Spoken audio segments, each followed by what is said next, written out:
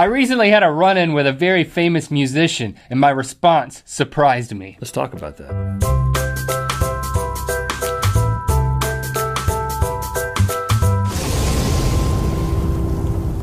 Good mythical morning. It's another day, and you're here, and we're here.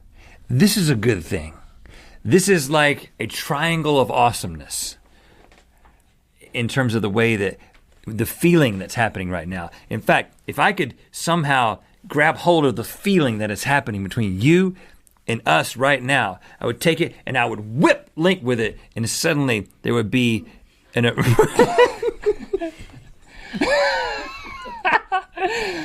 Wow. You know, analogies fall apart all the time, but they usually don't fall apart so violently. So what? Is there something that you want to talk to me about? But it was like it was going to make something good happen to you. It wasn't bad. Getting whipped like, by a triangle. And then there was going to be a rainbow that came out of your head.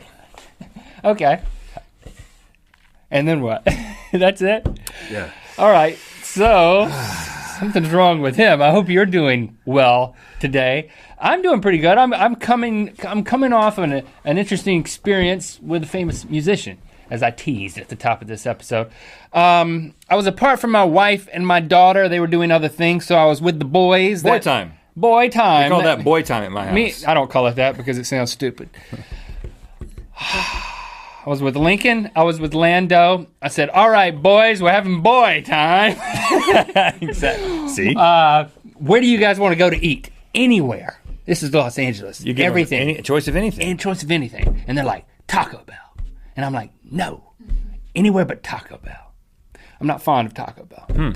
They're like, Habit Burger. There's a place here, if you're not familiar with it, called Habit Burger. I mean, it's pretty straightforward. It's just a burger place. So I'm like, okay, that's fine. They've got a light that comes down over the table. Lincoln likes to use it to perfect his shadow puppetry. That's the reason why we went. Does he like to eat there too?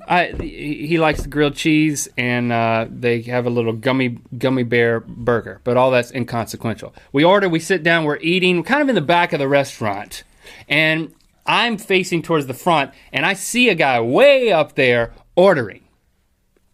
Mr. Dave Grohl, famous drummer of Nirvana. That's a rock band. I remember them. And then he's the famous lead singer of the Foo Fighters. I've heard of them. I mean, I turned to Lincoln and I said, Lincoln, the man up there ordering is one of the most famous drummers living today. He was the drummer of Nirvana. You ever heard of them? How did he respond to that? He said, no, never heard of him. I was like, well, I failed you as a father. But when you said it was one of the most famous drummers of our time, he didn't even look. He was like, well, I've got a duck down here. Yeah, he wasn't. He's eating my gummy cheeseburger. I mean, he might have kind of glanced. But, you know, I had just recently seen Dave Grohl's documentary, Sound City, and I'm faced with the decision at this point. What am I going to say to him? Because I know I'm going to say something. I mean, we've established this before. Yeah. When we see famous people from a distance, we have opposite reactions. My reaction is, what am I going to say to him? And your reaction is? I'm not going to talk to him. What am I not going to say to him? I'm not going to say anything to them. I don't believe in approaching celebrities in public. So as a general rule. So I'm sitting there and I just start racking my brain. What am I going to say to him? I've got to take my kids with me because my wife is not here to watch them while I go, talk to this famous person. That'll help. So I was like, yeah, maybe. And so then my next thing was, Lincoln, would you pose in a picture with Dave Grohl? I was like, I'm totally going to use this guy. My son doesn't care or know about you, but I don't get a picture with you. So, but I'm just trying to come up with something that's kind of more of, more of a reason. An entry point. An entry point. That's what they call that. The old entry point. To have the conversation. And then the more I thought, the more questions came into mind.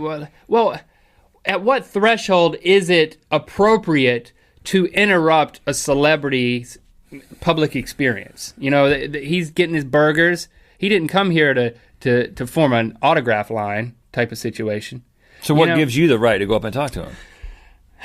I found myself thinking of these things, and I think I've been influenced by you. I mean, ever since you talked me out of introducing myself to Daryl Hall of Hall & Oates in the airport right as he was going into the restroom, and you pulled me back, I've second-guessed the whole thing.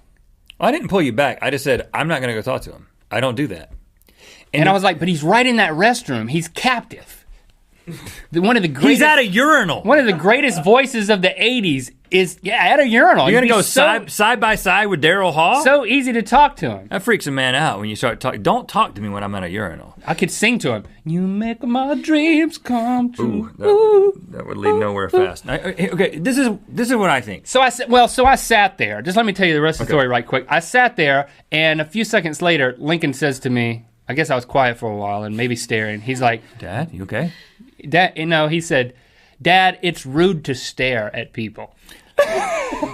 Go get him, Lincoln. And so I'm like, I wasn't looking at him. I was just looking over your shoulder. Looking at the menu. Well, I was already eating. And then I realized that the whole side wall was a mirror. And then I had him. So for the rest of the whole time, I was able to look over here and watch Dave Grohl in the mirror. And just how was that for you? It was great. Just to think about all the things I could say to him. So then I started thinking, well, if I could I just saw his documentary. Maybe that's justification to go up to talk to him. He'll know that I'm not just like a guy who, I think you're cool. I want to take your picture or help you with Instagram. Have more of a justification. Yeah. I think there is a point where you have to talk to a celebrity. Even you, right? Okay, well, I'll tell you two things. The first thing is I say you have to ask yourself the question, what if everyone in this establishment thought like you did? So that would mean that everybody in the whole place would get up and go line up, talk to this guy. I mean, they're not all fans. Well, you're not really that much of a fan. No.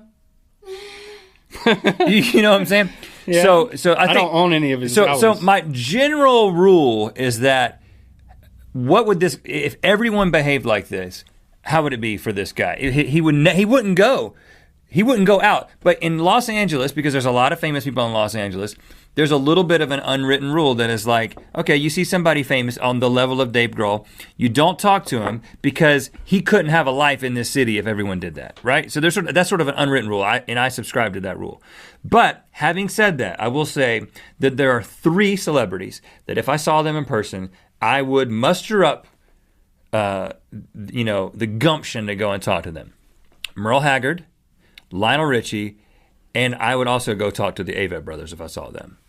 Oh, you would? Yeah, and because I wouldn't talk to them. I have an entry point for each one of those. I'd feel like it'd be weird because we're similar in age. I would talk to the Avett brothers, and I would go up and I would say, Ashley Lane is my sister-in-law. That's what I would say. You keep bringing up this story. No, I would bring that because I have an entry point. With Merle Haggard and Lionel Richie, I would come up and be like, you are my hero. Like you, and it would be embarrassing, and I would be sweating and so stuff. that other entry point is kind of lame. But yeah, if you are like, oh, I'm the biggest fan. I'm your biggest fan. If you find yourself thinking that, then you have to go up and talk to him. Right, but just to have an interaction with a famous person, you got to draw the line somewhere. But it sounds like you've matured. I did not go up there, and so I walked out the back door. Well, actually, when I got up, I looked, and he had left when I looked away. So I just went out the back defeated. Now, if you find yourself in a closed compartment, like an elevator with somebody, I mean, I feel like if you're this close. But if he's doing something, he doesn't want to be bothered. This is, that's where the rule applies. But I mean, you get trapped on an elevator with somebody. Sure, you can say, "Hey, man, enjoyed the documentary," instead of "big fan." You get another entry point. Some, a little more obscure. Probably not at a urinal. Yeah, don't talk to people at urinals as a general rule. You know what time it is. My name is Erin. This is my cat. Her name is Daisy. From Connecticut. It's time to spin the wheel of mythicality. If you're a fan of short sleeve shirts, we got those. Full 3/4 sleeve exposure with these things. Go to our Facebook page, participate in 12 Days of Christmas. You can win these and 11 other items, all types of stuff. Facebook.com/Rhett and Link. Rhett sees Bigfoot in the studio.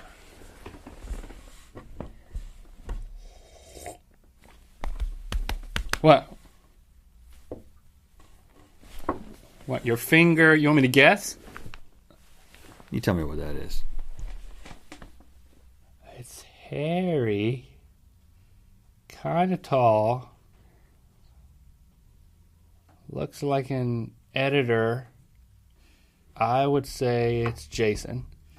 Oh. I thought it was Bigfoot. Maybe next time. I don't like to meet famous people, but I definitely don't like to meet them when there's absolutely no pretense and I can only go on what I can prove to them in the moment, which is just, I'm a tall dude with a beard. You know, that's all I got, right?